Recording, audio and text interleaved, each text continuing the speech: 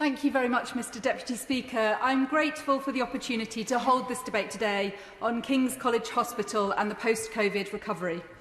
During today's debate, I want to make the case for the sustained investment our local hospital needs in order to keep delivering for our communities and beyond. I want to start, however, by placing on record the immense gratitude of so many of my constituents to all of the staff at King's College Hospital for their incredible work during the COVID-19 pandemic. King's College Hospital is in my constituency on Denmark Hill, and the King's College Hospital Foundation Trust also includes the Princess Royal University Hospital in Bromley and Orpington Hospital. I'll refer in this debate today to some issues impacting the Trust as a whole and some which are specific to the Denmark Hill site in my constituency. King's College Hospital holds a very special place in the heart of families across my constituency who are grateful for the life-saving, life-enhancement treatment and care that it provides. My family is no exception. Both my children were born at King's. My mum worked at the hospital for a decade. I've been a surgical patient there, and paediatric A&E has been there to patch up our children on several occasions. The team at King's is a proud expression of the diversity of our wider communities in South London, including significant numbers of staff from the Caribbean, the Philippines, India and West Africa in particular. As a local community, we are grateful to those who have travelled to the UK to serve in our NHS and for whom the pandemic has created the added pain of long separation from their loved ones. King's is a centre of excellence in many different disciplines, including trauma care, neurosurgery, maxillofacial surgery, hepatology, neonatal care and many others. At the start of the pandemic, the Trust's finances were in a very precarious state.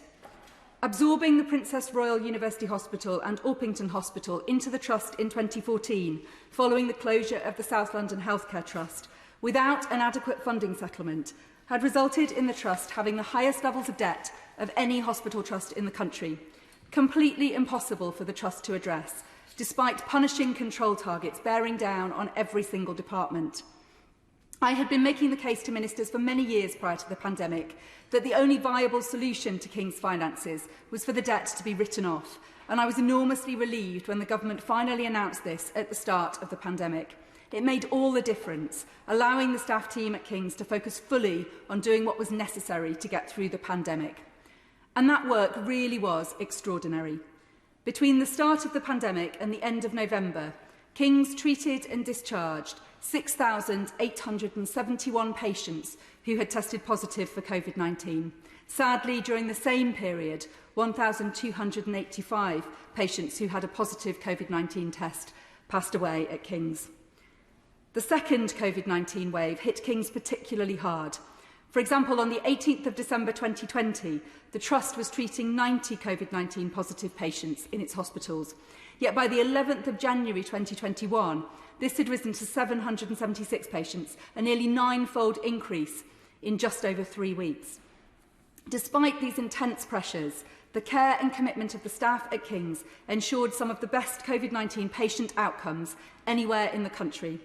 Between February 2020 and June 2021, 17.6% of patients admitted to our hospitals with COVID-19 sadly died, compared to the national average of 21.5%. The specialist care and treatment provided by King's also improved as the pandemic progressed, as expertise and knowledge grew. At the start of the pandemic, 27.2% of COVID-19 positive patients admitted to King's hospitals sadly died, reducing to 16% by the second wave and fewer than 5% at the present time.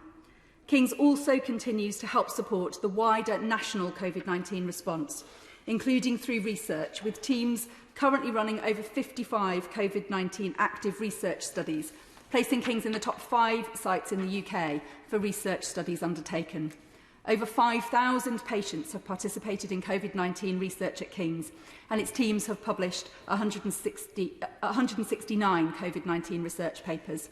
Amid all of this work, there have been some particularly moving human examples. In April 2020, King's staff celebrated patient José Luis Fernandez, aged 80, who was discharged from King's after recovering from COVID-19.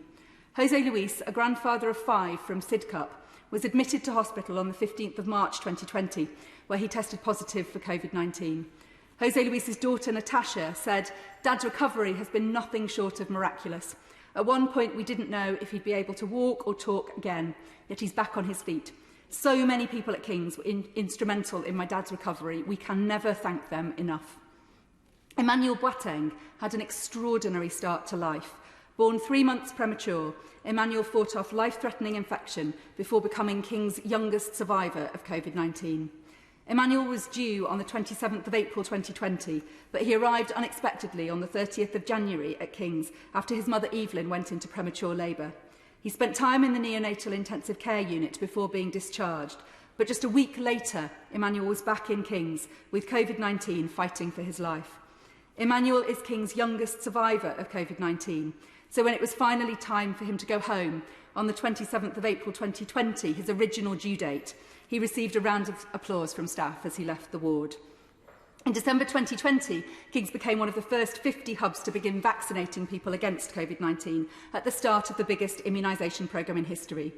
Initially, people aged 80 and over, as well as care home workers, were the first to receive the jab, alongside NHS workers. It was then rolled out more widely to the general population. Collectively, the vaccination hub at King's and its sister site, the Princess Royal University Hospital, will have administered 250,000 vaccines by the end of 2021. We know that for far too many people, the COVID-19 infection leaves long-lasting health impacts known as long COVID. Members of the occupational health team at King's have worked with other NHS colleagues on training materials for people impacted by long COVID. Alongside colleagues from NHS England and Improvement and St George's Hospital, members of the therapies team who've experience of caring for patients with long COVID came together and led on developing training materials and guidelines for staff working with patients suffering from the condition. The team developed a package of materials with contributions from GPs, frontline staff and individuals with lived experience of long COVID, and this rehabilitation guidance will roll out nationally to benefit patients across the country. Mr Deputy Speaker, this work represents the extraordinary commitment of our NHS staff to the communities they serve, and I want to say a heartfelt thank you to everyone who works at King's: nurses, doctors, porters, cleaners, reception staff, allied healthcare professionals, management and maintenance staff, and all who have done so much to give hope to those afflicted by COVID-19 and their families, and to offer comfort to those who've tragically lost loved ones by doing everything they possibly could to save them. I know that they're continuing to work under incredible pressure, so I also want to take this opportunity to urge all my constituents to get the booster jab as soon as possible to protect themselves, but also to help reduce the pressure on staff at our local hospital. And I know that, shockingly, staff at King's are being subjected to increasing levels of abuse from patients and family members. So I want to state very clearly that however stressful your situation, there is no excuse at all for violence, aggression or verbal abuse of our hard-working NHS staff. But, Mr Deputy Speaker, writing off King's debt is not remotely sufficient to place the hospital on a sustainable long-term footing for the future, because prior to the pandemic, King's had been strapped for cash for far too long. King's College Hospital sits on a comparatively small site for a large hospital in the middle of a densely populated urban area. The site has a mixture of ageing buildings, the newest of which was opened 18 years ago. Much of the work of the staff at King's is all the more extraordinary because it is undertaken in facilities which are badly in need of upgrading. When people talk about the need for efficiencies in the NHS, this is often interpreted to be about the rate of work for individual staff, and it's often forgotten that a huge part of NHS efficiency is having access to the equipment you need close to your patients. In common with NHS staff across the country, the team at King's are exhausted and burnt out by the pandemic. I've spoken with staff who are full of praise for the support they received during the pandemic, from the hospital, from their trade unions and from members of the public. The hospital established a health and wellbeing hub. Local residents and businesses donated hot meals, snacks and care packages. But many are traumatised by what they have witnessed and in need of longer-term support. Recruitment into NHS roles remains hard, even for one of the best and most popular hospitals in London. King's urgently needs to be able to plan for and commit to a sustained programme of capital investment to renew out-of-date facilities and ensure that the hospital is fit for purpose for the 21st century. This is vital for sustaining good patient care, for dealing with the backlogs left by the pandemic, and importantly for the retention of staff.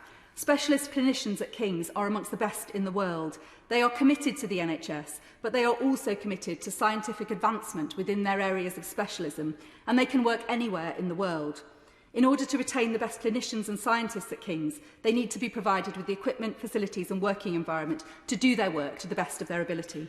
I know that the Trust is grateful for the capital investment it's received over the past 2 years and the announcement today of funding for the emergency department at Orpington Hospital and to bring the long-awaited, already built critical care unit fully into use. However, a decade of underinvestment has left the Trust with an £80 million maintenance backlog, with the current funding allocation, which the current funding allocation is simply inadequate to address. The current funding won't enable the Trust to invest in IT and digital infrastructure to match the excellent clinical care the staff provide, or to address the wider investment needs of the Denmark Hill site in my constituency in particular. Capital investment in King's, including in diagnostic equipment like scanners, would directly help to address the backlog caused by the pandemic and support the emergency department, which remains under immense pressure. So I want to ask the Minister today if she will join me in thanking the staff across the King's College Hospital Foundation Trust for all that they have done during the pandemic and all that they continue to do for our communities working under intense and sustained pressure. Will she commit to the sustained capital investment King's urgently needs to support its staff in continuing to deliver the best possible care and in working through the backlog created by the pandemic? And what comfort can she offer the hard-pressed staff at King's and every other NHS hospital across the country that the government has a plan to address the staffing crisis which will alleviate the pressures they face this winter and beyond? We are immensely proud of our local hospital in South East London, and I will keep speaking up for the resources it needs. Minister.